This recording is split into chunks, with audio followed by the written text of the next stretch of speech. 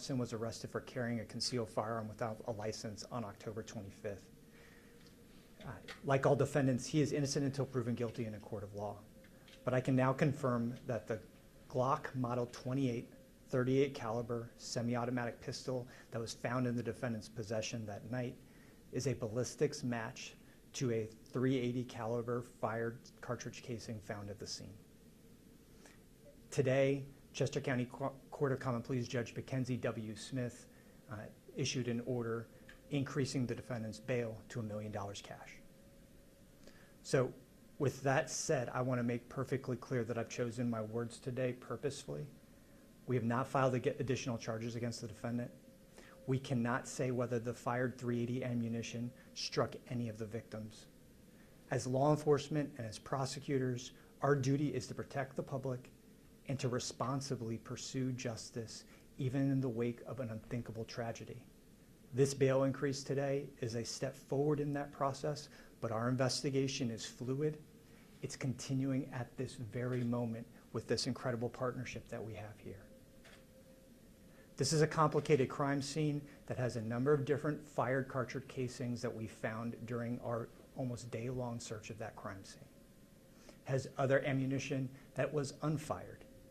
So I'm sure the public has questions, but at this point in the investigation, other than the update I've just provided, I'm not in a position to confirm or deny where we are in the investigation otherwise. I can assure you that every asset from the state, from the county, from the FBI and other partners in other states is being used at this very moment to track down every single lead.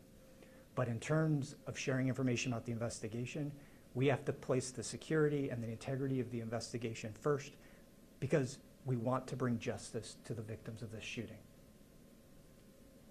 So on behalf of the entire law enforcement community here, on behalf of the entire first responder community here, we want to extend our deepest condolences to the victims of this mass shooting.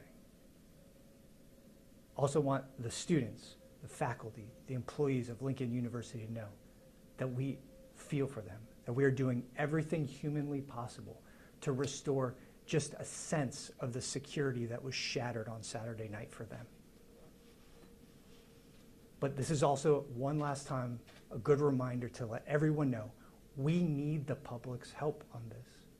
We have gotten some very important videos so far. We've gotten some very important witness statements so far. But we know there's more out there. So if you have a story to tell, if you saw something, we need you to come forward, to contact 1-800-CALL-FBI so that we can get your story. If you have video, even video that you think might be insignificant, we need you to contact 1-800-CALL-FBI so a secure link can be sent to you so you can upload that video, so you can provide what information you have. We are going to continue to move forward in this investigation, and I said this before and I'm going to say it again. These witness accounts, these videos is what is going to move this investigation forward. And so I want to thank everyone who's provided information so far. I want to assure everyone we are doing everything we can to move forward in our investigation. But with the understanding now that I have, beyond this update, I'm going to be constrained in what questions I can answer about where we are in the investigation or where our thought process is as law enforcement, as prosecutors. I'll open it up to questions. Chris, do you know how many weapons may have been fired at this point yet? We don't. What about the number of bullets that were recovered? We're not in a position to put that information out right now. Can you tell us, is this the first shooting on campus in Lincoln's history? I know there was a stabbing in 2022. Our focus right now is on this shooting, and moving forward with this. So we can get an answer to that question possibly in the future, but right now we haven't had time to go back and look at Lincoln University's history. And you're still looking for the FBI's role in this. I feel like they're not normally called in to assist the Chester County. Why in this investigation? Is it for video? Is it because of the college campus? I think there's a variety. Like any sort of mass shooting like this, the FBI offers its assistance. We're in a position with our partnership where we want to accept that at any given time from them, right? And when we have this amount of people, videos, and witness accounts, we need every trained investigator on hand to be able to dispatch them and chase down all the leads at once. Look, I have an all-star team of 24 detectives at my disposal, but I only have 24. And so when I can add the FBI, when I can add the skilled investigators that PSP has to offer, then we can come forward and we can push this investigation to the max as fast as possible. Any word to people in the community that are still concerned that there's possibly suspects and shooters still out here on the street? We've said from the beginning, we are operating as if there are multiple shooters in this investigation. That said, we don't have any information that there's any direct threat to anyone at Lincoln University right now or to that campus. That is where we are at. How are the other 6 who were wounded in this doing? Do you have an update on their? I don't have an update other than what I said 2 days ago now, right, that all the surviving victims are expected to survive. All right, Sorry, any, in terms of the victim, was there any relation to the campus, to the school? He is not one of the students, he is not one of the alums, or the alum that was struck. Beyond that, we don't have a direct affiliation as an employee or any other affiliation with the university that we know of at this time. And what about Mr. Morgan Thompson? Again, same thing. We don't have any information about him being a student, an alum, or an employee with the university at this And time. is he cooperating at all?